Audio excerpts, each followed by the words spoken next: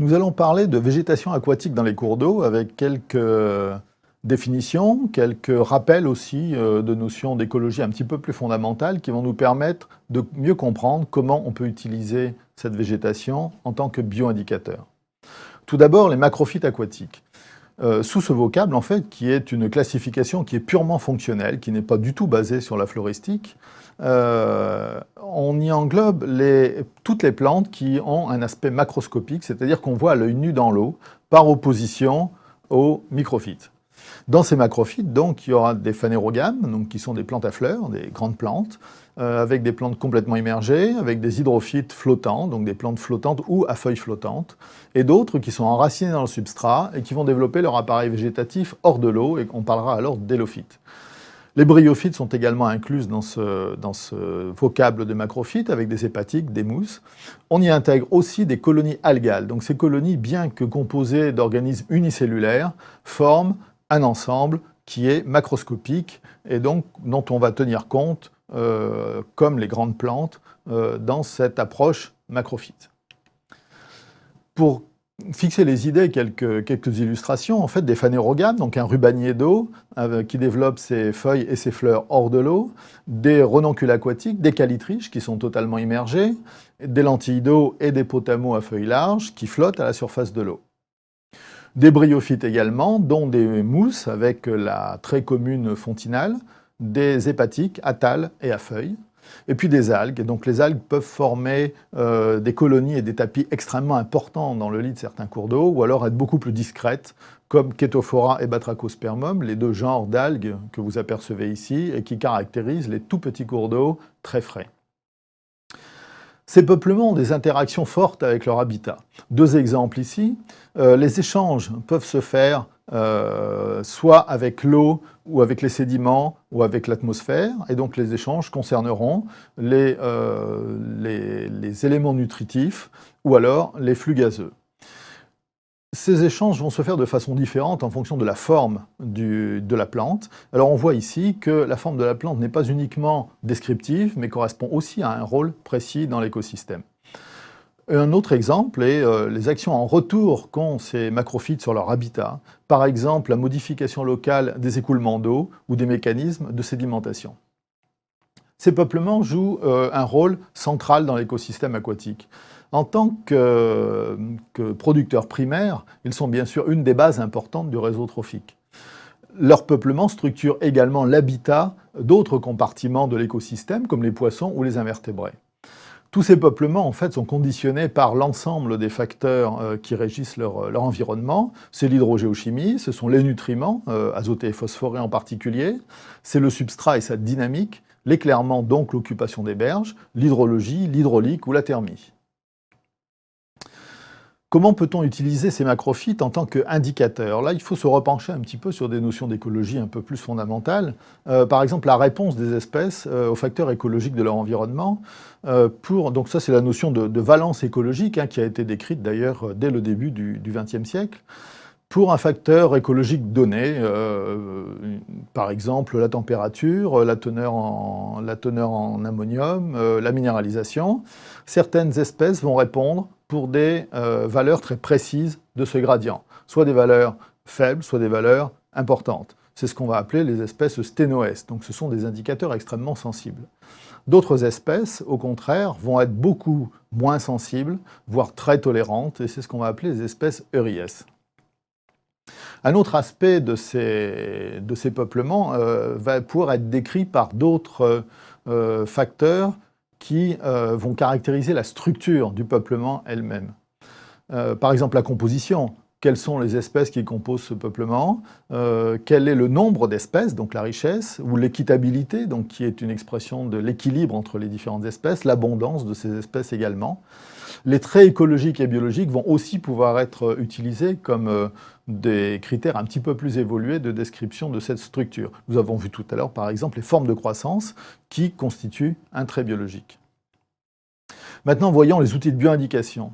Donc tout d'abord, un rappel, qu'est-ce qu'un bioindicateur? C'est un organisme ou une fraction d'organisme, une partie d'organisme ou un ensemble d'organismes, donc un peuplement, qui va être utilisé pour connaître l'état de son environnement et de son habitat. Donc pour ces macrophytes aquatiques en cours d'eau, un indicateur a été développé dans le début des années 2000, qui est l'IBMR, donc l'indice biologique macrophyte en rivière. C'est une méthode qui est biocénotique, c'est-à-dire qu'elle s'intéresse à l'ensemble du peuplement et qui est basée sur deux aspects principaux. D'une part, la composition du peuplement, quelles sont les espèces présentes, et d'autre part, l'abondance relative de ces espèces qui composent ce peuplement. Comment est-il construit cet indicateur ? 208 taxons aquatiques ont été retenus pour définir le calcul de cet indicateur. Ces 208 taxons correspondent à la plus grande partie en fait, de ce qu'on peut trouver comme espèces strictement aquatiques dans les cours d'eau français. Deux valeurs ont été définies pour chacun de ces taxons. D'une part, une cote spécifique qui correspond au degré d'affinité pour un niveau trophique donné, exprimé de 0 à 20, et un coefficient de sténoétie, qui est la capacité d'un taxon à indiquer une valeur assez précise sur un gradient, donc en l'occurrence de ce niveau trophique. Nous avons vu tout à l'heure la notion de valence écologique. L'indice monométrique, donc, qui est exprimé sous la forme d'une seule valeur, représentant la globalité en fait, de ce niveau trophique. Vous voyez sur la formule ici qu'il est calculé en fait comme une moyenne des codes spécifiques de tous les taxons présents, moyenne donc de codes spécifiques pondérés par l'abondance et la sténoétie de chacun des taxons. Maintenant, comment utiliser un indicateur de ce type dans l'évaluation de l'état écologique? Alors, avec la mise en place de la directive européenne sur l'eau au début des années 2000, il a été nécessaire de développer des méthodes d'évaluation à partir de bioindicateurs. Prenons l'exemple de la végétation aquatique ici. Donc, on commence par une mesure, ce qu'on appelle maintenant une mesure hydrobiologique. Donc, en l'occurrence, c'est un relevé de macrophytes, un relevé floristique et un relevé stationnel sur un tronçon de cours d'eau, selon un protocole qui est très bien standardisé. À partir de ces résultats, on calcule un indicateur, en l'occurrence ici l'IBMR. Dans notre exemple, on obtient une valeur de 9,8. Cette valeur, pour être exploitée, doit être rapprochée des références. Dans le développement de la méthode, une des premières phases a été de travailler sur les valeurs de référence, justement, pour définir des notes IBMR de référence sur chacun des types de cours d'eau qu'on peut trouver sur le territoire métropolitain. Dans notre exemple ici, la valeur de référence est de 12. Ceci nous permet de calculer un écart à la référence, simplement en faisant le ratio entre la valeur observée sur la valeur de référence, en l'occurrence 0,82. En se reportant enfin dans une grille dont les seuils ont été également définis dans l'élaboration de la méthode, nous voyons qu'on obtient une classe de couleur verte, c'est-à-dire bon état écologique. Donc ce type de méthode en fait, permet d'avoir une vision synthétique de l'état écologique des cours d'eau à l'échelle d'un territoire national, par exemple, comme on peut l'apercevoir sur cette illustration sur la carte de France de la qualité macrophyte en fait, des cours d'eau.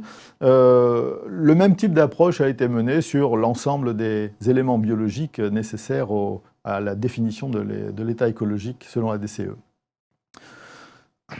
Quelles sont l'évolution maintenant de ces bioindicateurs? Quelle est l'évolution, enfin quelles sont les pistes d'évolution plus exactement de ce bioindicateur? Sur ces deux exemples, nous voyons en fait des résultats de travaux qui sont menés par les équipes d'IRSTEA à Bordeaux et qui s'intéressent à définir des indicateurs un peu plus évolués qui vont répondre à des pressions de façon beaucoup plus précise. Sur l'ensemble de graphiques de gauche, on voit la représentation synthétique de profils écologiques qui vont nous permettre d'avoir un aperçu assez rapide de l'affinité pour un niveau de paramètres particuliers. Donc par exemple, les profils qui sont décrits ici, sur la série de gauche correspondent à des paramètres physico-chimiques et sur la série de droite correspondent à des paramètres hydromorphologiques. Un autre type de résultat est montré par le graphique à droite, où nous pouvons voir des résultats assez nets en fait, d'une série d'analyses statistiques qui a été menée pour mettre en relation des métriques environnementales avec des métriques biologiques. La métrique biologique qui est illustrée ici est simplement l'IBMR, donc une métrique globale. En rouge, on voit une réponse assez nette négative de cet indicateur, et en particulier à des facteurs de lumière et de minéralisation. En bleu apparaissent les réponses positives, et en particulier ici, à des facteurs d'hydrodynamisme du substrat. Que peut-on retenir de cette approche assez succincte de la problématique des macrophytes et de leur utilisation en bioindicateur? Tout d'abord que la diversité des peuplements macrophytiques, c'est un reflet assez bon de la richesse du fonctionnement de l'écosystème aquatique, donc de sa biodiversité. On peut retenir également que les peuplements macrophytiques sont conditionnés par tous les éléments et tous les mécanismes qui régissent leur environnement, et qu'ils conditionnent eux-mêmes l'habitat d'autres éléments biologiques. Et enfin, que l'utilisation de différents descripteurs de peuplement, va renseigner sur l'état écologique des systèmes et donc sur l'impact que subissent ces systèmes et sur la qualité écologique liée aux pressions en fait, anthropiques du bassin versant.